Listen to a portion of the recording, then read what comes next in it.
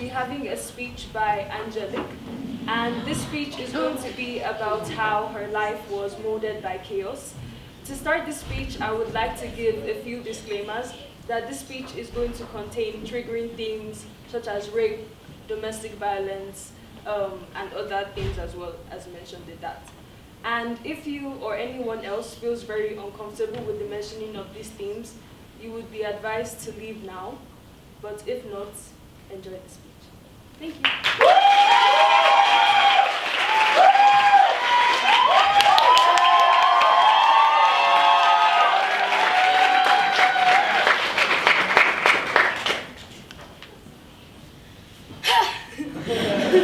Okay. A game is made through challenges. A story is completed through plots. Our life becomes more meaningful after every obstacles. We are not the person we are today without all those setbacks, failures, and ups and downs that we had gone through. You see, there's a story behind every form of art. There are lapses that we had to go through in order to learn, grow, and live. With that, allow me to share with you my own life story. A timeline with full of success, achievements, but behind those victories there are struggles too, of course.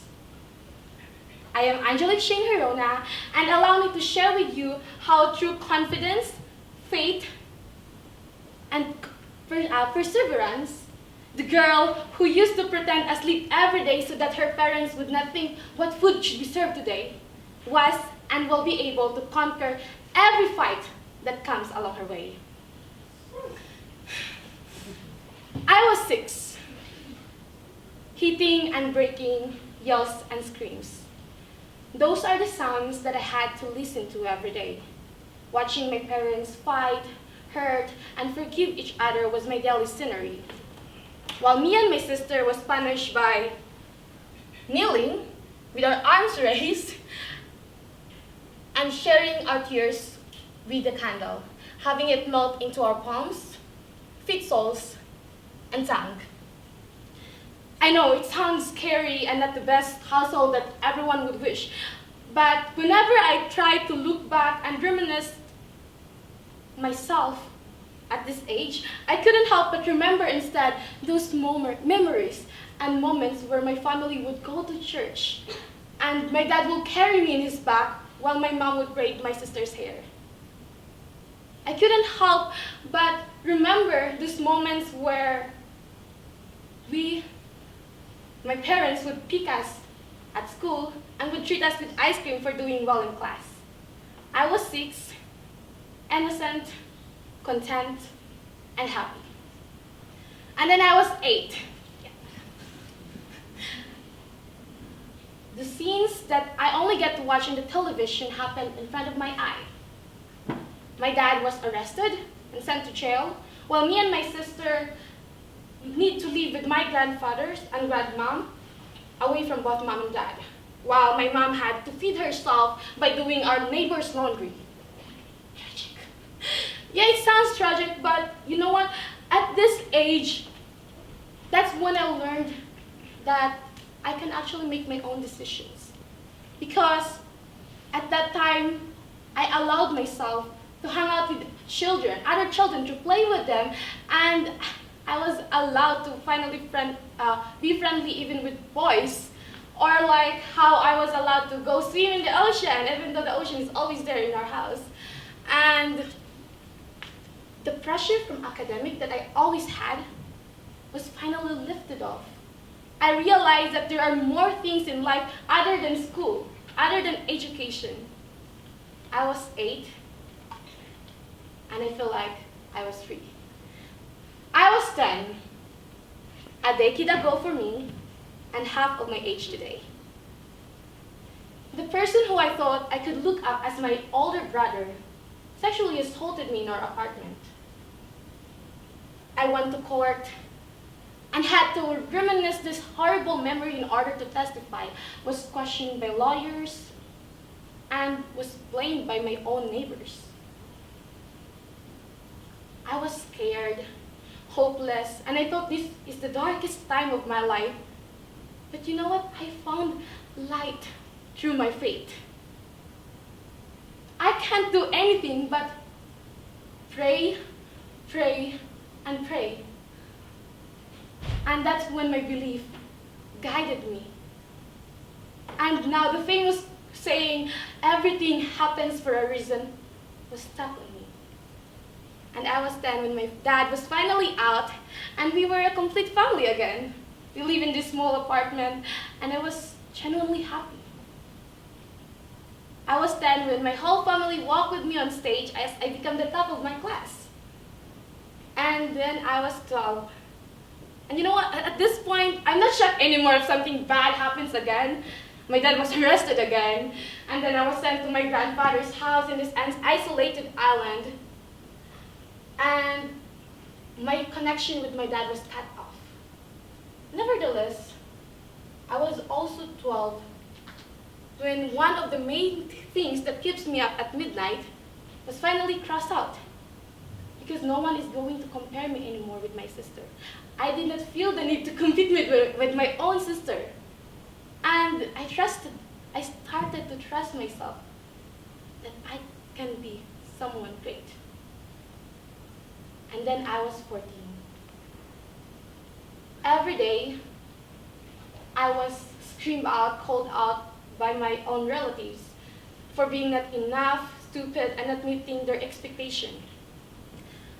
And having to face these circumstances every day where the only place I could go to is home, school, study, study, study, I still found the motivation to wake up.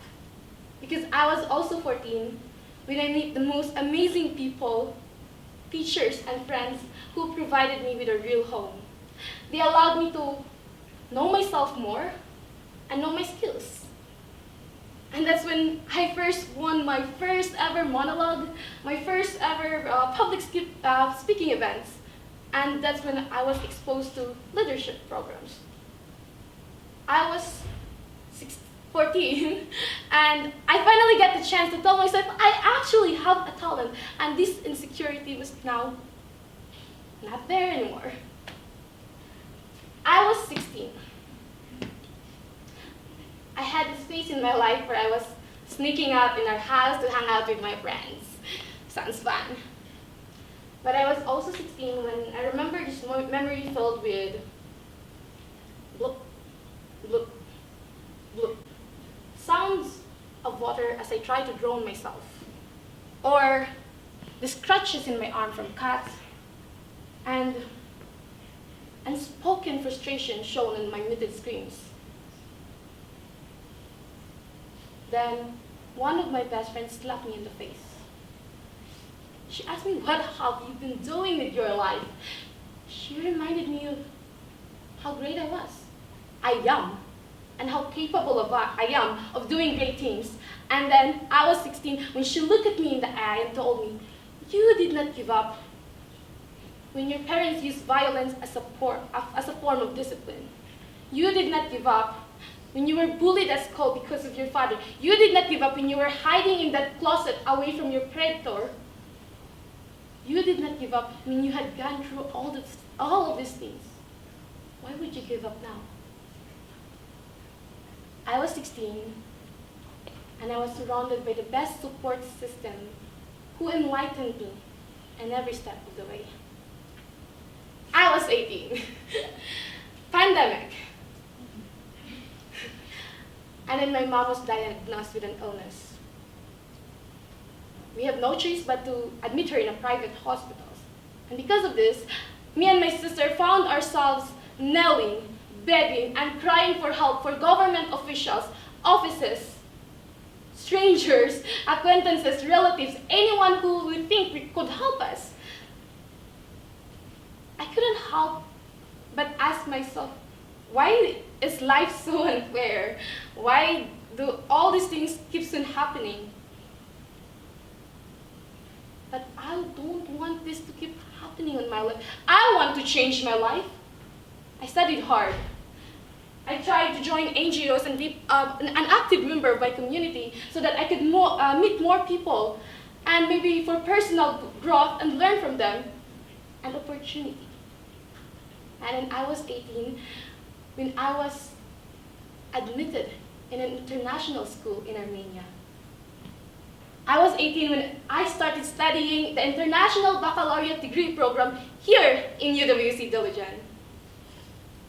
I am 20. It scares me how all these problems never stop. It scares me how all these struggles still continue to come and never feel shy. I thought the hardest thing that I would go through during that point was dealing with the third term of IB. I mean, second years. But then suddenly I found myself waking up every day, bombarded with this non-stop notification from my phone, messages from strangers asking me, where is your mother and where did she took our money? Tired. Why? Why does this keep on happening? Scared, confused. But since, again, I try to look back, another chaos again. Maybe some creativity will happen soon. And then, yes, I'm 20 now and have 8 admission offer for a university. I am 20 now and I'm finally graduating from IB and going to the USA to pursue my education. I asked 60 different people who knows me, how would you describe me to your acquaintances in 3 different adjectives? Most of them, like out of 60 people, 38% of them describe me as either bubbly, energetic, and optimistic. And I couldn't help myself but to agree with them. I mean, I would be honest, you'll probably see me every day walking in the AB, walking like a zombie, and had this conversation with me. Well, I will tell you, I am tired. But for sure, you're also gonna hear me say, but it's okay. My life is still in progress. And I know more chaos are gonna come. But just like our theme, channeling creativity through chaos, I'm channeling success through hard work, confidence, faith, and perseverance. I wouldn't deny all of these struggles discourage me sometimes. But think of this. Every time you feel like this is the end of the world, let's take a few seconds to pause. Think, look around, and reflect. Appreciate every great things that you had, like how great our dinner yesterday was. And, well, how great of an advantage it is for us today to learn from different stories and be more motivated. And for me personally, how my roommates still wake me up every morning for breakfast, even though I keep on telling them, I'm so sleepy. Appreciate how lucky we are to be surrounded with these beautiful people who will be there for us, even though it's our ups and downs.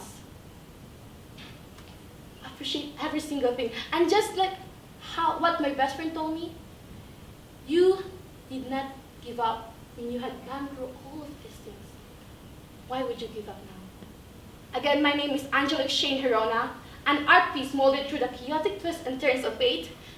And I'm standing here in front of you with pride, confidence, and faith. Thank you.